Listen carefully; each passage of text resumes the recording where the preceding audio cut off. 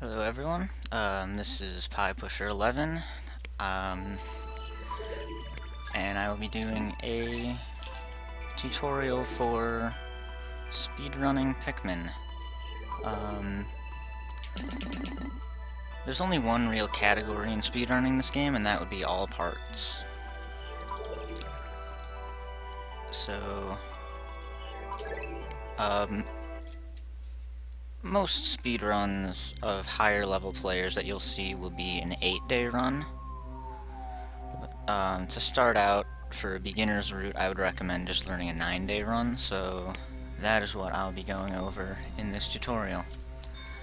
Hopefully with this tutorial I would like to show off some important tricks for speedrunning, and most importantly, a good route that you should use.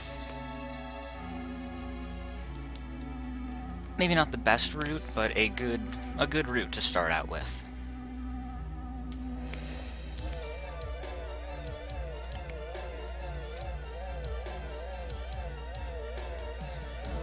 So we got this minute-long cutscene or so to start off with.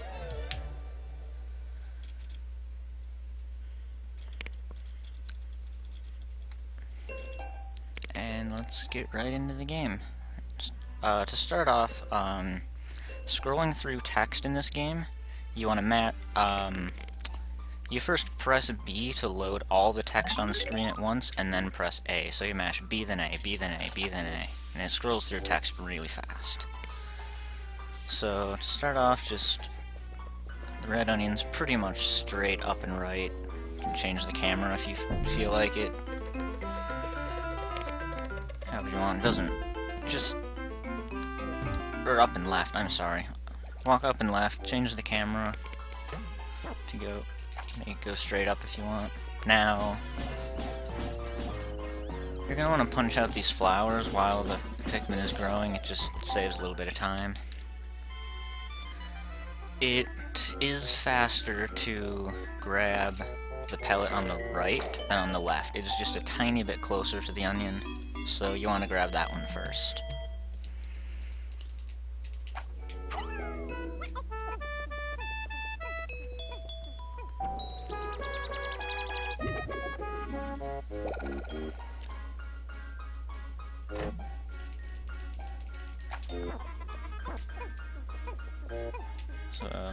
So you want to C-stick the Pikmin into that pellet there. They grab it faster that way than throwing them. Here you just want to pluck one, because the most Pikmin that you can put on this pellet is 2. So it's just that little bit faster to only pluck one at first. So take your 3 Pikmin. Again, it's not a big deal, but if you throw them over there, they're just a little bit closer to the pellet. Saves a little bit of time. Don't worry about it too much. What I would mostly worry about with this first day is just doing everything in the right order, because that's really a big it can have a big impact on your time. I like to just carry this guy with me. Again, leaf Pikmin are pretty slow, so if you carry him with you, you can have him carry that pellet a little bit quicker. So here's where you see the first example of a really, really important trick for speedrunning, C-stick throwing. So, if you watch, I can throw 5 Pikmin. Not too fast, but decently fast. But now, if we, the C-stick can swarm your Pikmin around you, so if you have them move towards you, you can throw them much faster. So so it takes 10 Pikmin to carry this, to push this box, so you only want to pluck 3 there, so you have 10. Again, just saves a little bit of time. Now, since we have enough Pikmin where it really matters, this is a good opportunity to show off the difference in C-stick throwing speed. So this is just mashing A right now.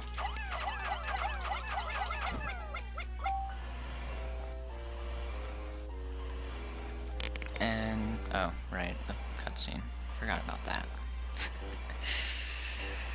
Let's do that again after the cutscene is over.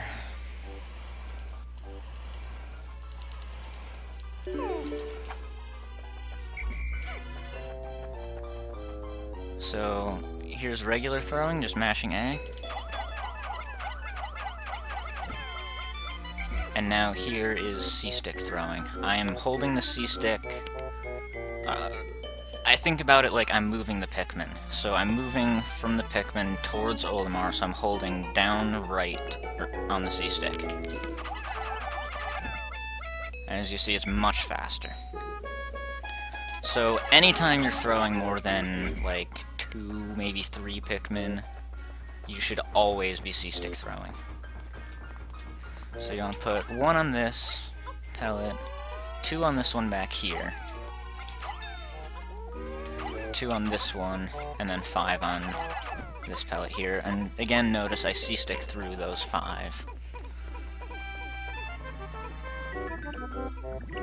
Okay, this doesn't normally happen because I don't usually take so much time doing stuff. We don't usually get Bud Pikmin here.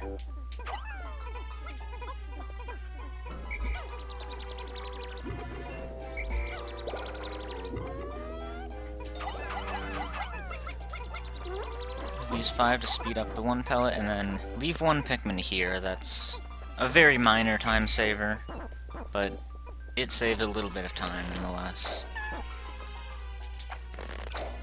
More text to scroll through.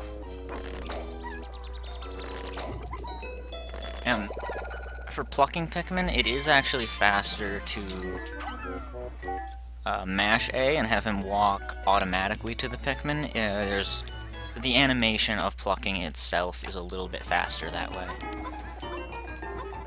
So here you want to walk right to the left of it and just hold C-stick right, and they should all grab it. So then pluck your last 5 Pikmin.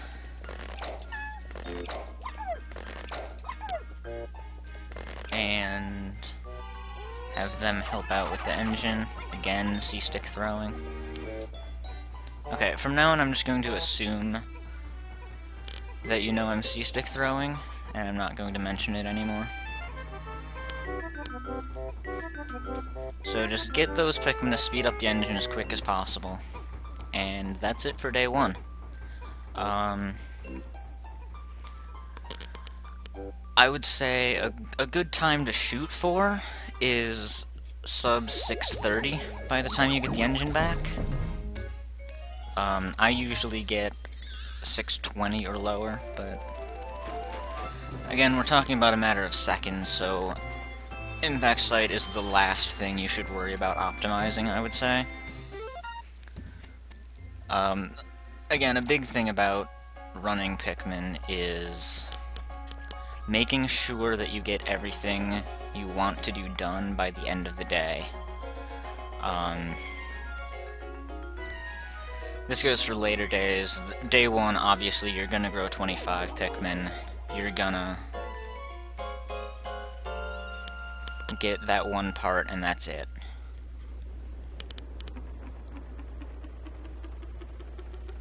There's not really more you can do. So, day 1 is not one that you should really... You should learn the route, but you shouldn't spend a ton of time optimizing it, I would say.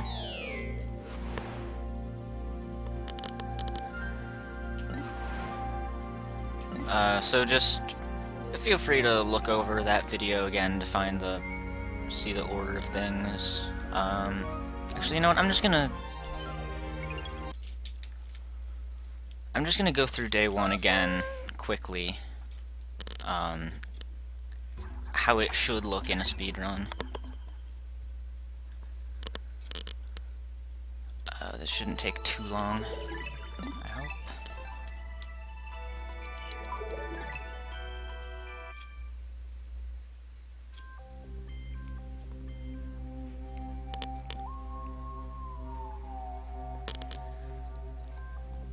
So in a speedrun, the time starts when you press A on the file select screen when you select the new file. And then time ends when the 30th ship part makes it back to the ship.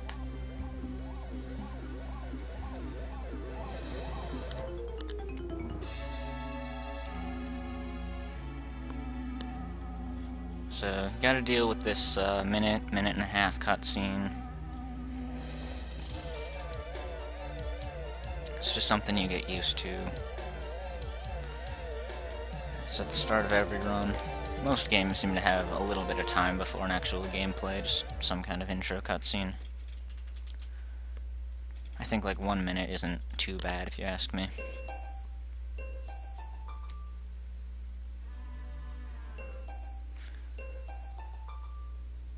So I would definitely, for day one, I would definitely focus on making sure you do things in the right order. It's not a huge deal. You can get decent times without doing things perfectly right, but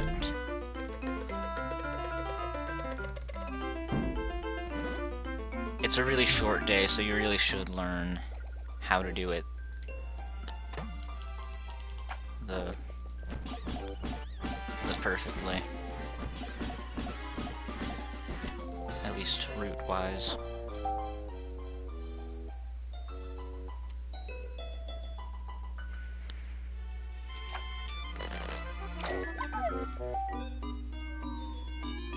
So one thing to note is that what matters in terms of time is what gets done when.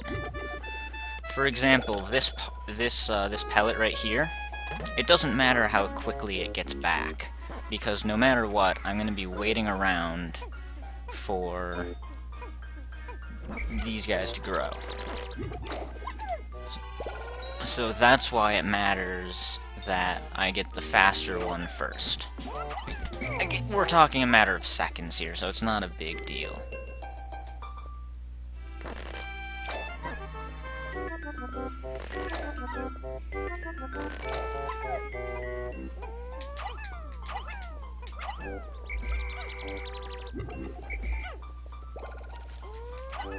So then, as soon as we get 5 Pikmin, we grab the 5 pellet.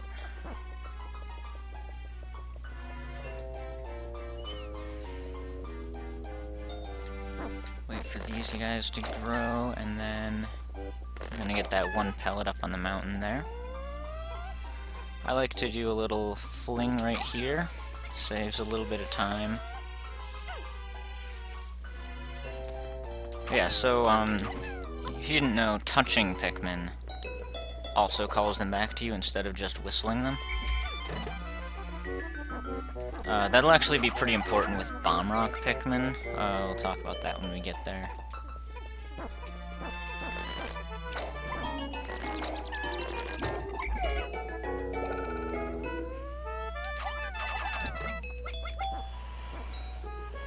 So while those Pikmin are in the air, I walk Olimar as close to the box as possible. Again, I'm saving a little bit of time here and there. But it does add up if you do as many of those little optimizations as you can over the entire run.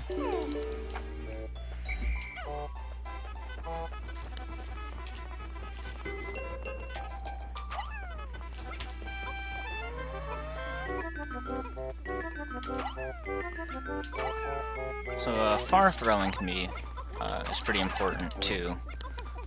While you're running and you throw, your running speed is also added to the Pikmin's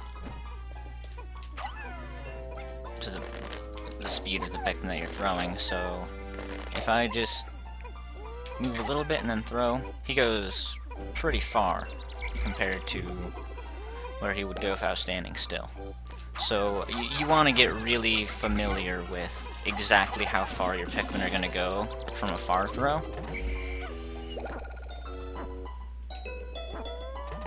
I'm going to leave one right there for later.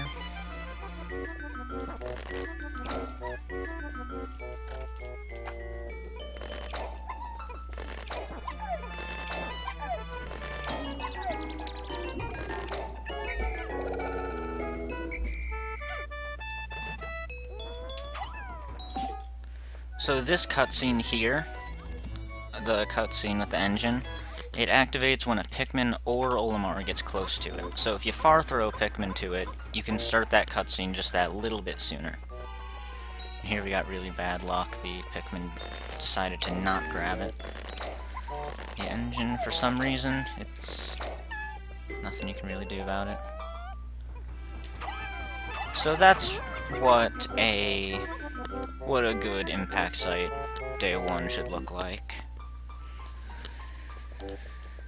If you want to, while you're waiting for the engine, you can mess around. There's a neat little out of bounds here. I'm not very good at it, so I'm not sure if I'll be able to get it in time, but you can actually fall and land up there. It's just something to do to waste time. It's not really... And just to keep you occupied while you're waiting for the engine to get back. So that is what a day 1 should look like.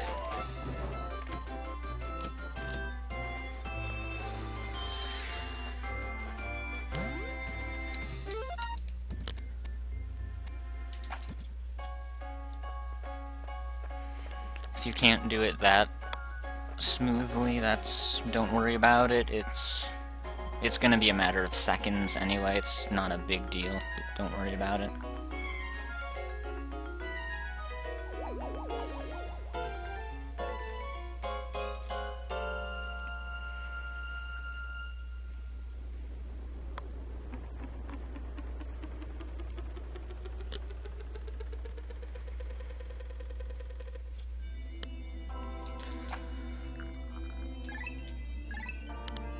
So, when you're first starting out, or you're doing a race or something, you should always save after every day. It's a little bit slower, but just in case, I would definitely recommend saving. Again, we're talking about a matter of seconds here. Most high-level players, speedruns, you will probably see them not saving just to save those couple seconds. You should always save.